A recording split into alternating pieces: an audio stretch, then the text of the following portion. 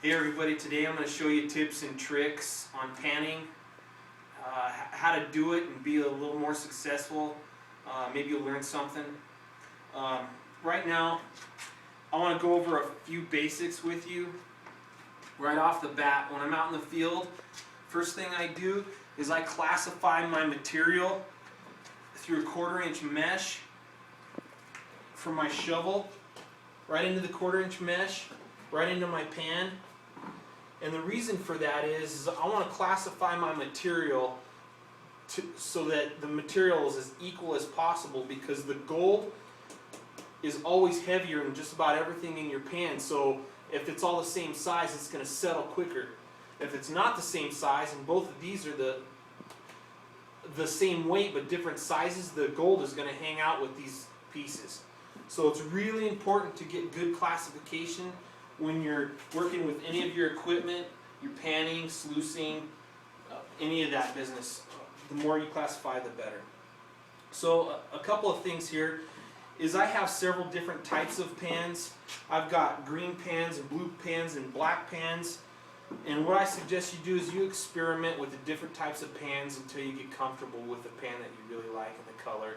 The colors make a difference to me when I'm panning, because the gold shows up more vividly in the blue pan and the green pan for me, and some people say it's the black pan for them and the blue pan and so forth. So what I want to tell you is, after you classify your material in your pan, you're going to start this process of liquefaction and stratification inside your pan.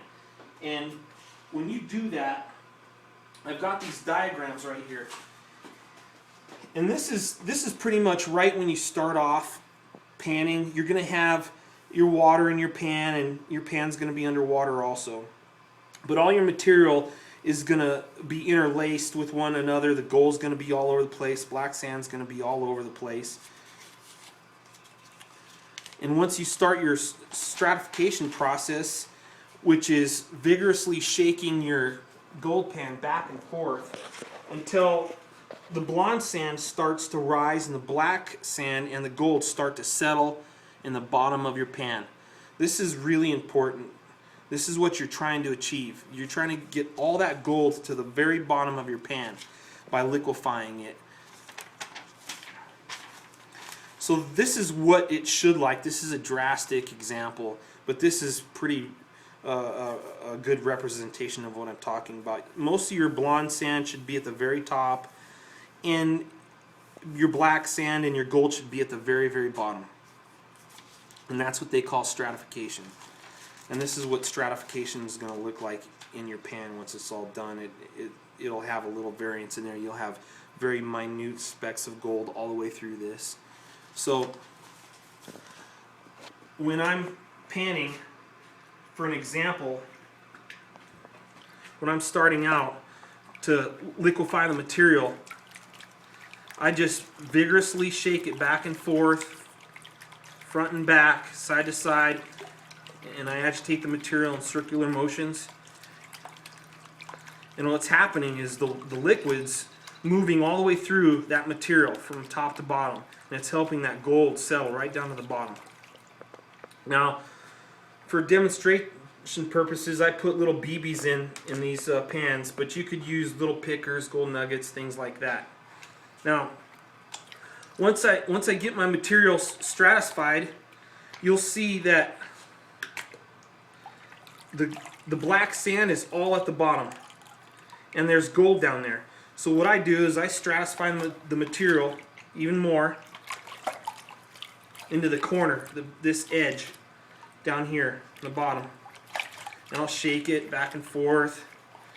And then what I do is I start sloughing off the material, and I do it in this motion right here, a circular motion.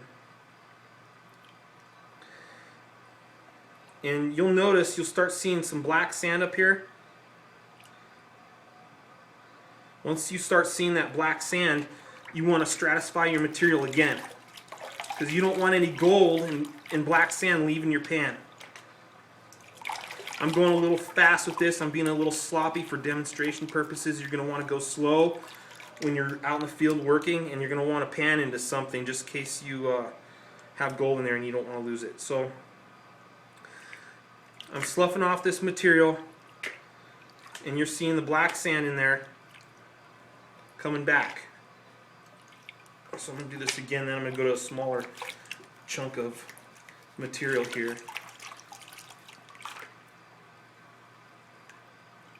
And you don't ever want to really pour your material, you just want to feather this sand right off the top like this here. And you'll see that the blonde sand is just kind of slowly just motion with the water sloughing off there. And you'll see the black sand starting to show up again. So I'm going to use this pan because I've reduced it. So right now I'm down to black sand and a little bit of blonde sand. And I don't know if you could see that in the camera, but I just agitated the material so that the blonde sand shows up in the pan. So I'm going to slough off that blonde sand. And these riffles should be catching my heavy black sands and the gold when I'm doing that. Now you'll notice that I have nothing but black sand here right now. So I'm going to agitate the material and reclassify it, liquefy it, and there you go. You got your blonde sand back at the top again. So that means that the black sand is concentrating even further. And I want to keep doing this and just keep doing it. Agitating it, blonde sand's coming up. I'm going really quick here. And you'll notice, you'll see a BB right there. That's what you want. You want all your BBs to be right down in the very, very bottom corner, and you want all your gold to be down there. Some of your really, really ultra fine micro specks of gold might be getting up here, and that's okay. You're not going to get every single itty bitty last piece of gold. It's almost impossible. I've been trying it. It's super difficult. So that's pretty much the process. Once you get it down to that point and you've got gold in your pan, you want to use a snuffer bottle, and you want to suck your gold right out of the edge of your pan. And one thing I need to mention though is when you get your material down this low, you can slough your gold. You can move your gold to the very top edge of the pan by bouncing it. You'll see when I bounce that the BBs just go right to the top. Gold bounces really well. And then I'll move the pan back and forth, and I'll keep doing this motion and getting the black sands to move to the back. And then I'll tap the top again so that the BBs roll to this very extreme edge over here. These BBs are going to roll all over the place on me, but gold won't do that as much. And when you bounce your pan, that gold is just going to want to walk right straight up it, all the way up into this corner. And then you'll just keep swashing your black sand back and forth like that.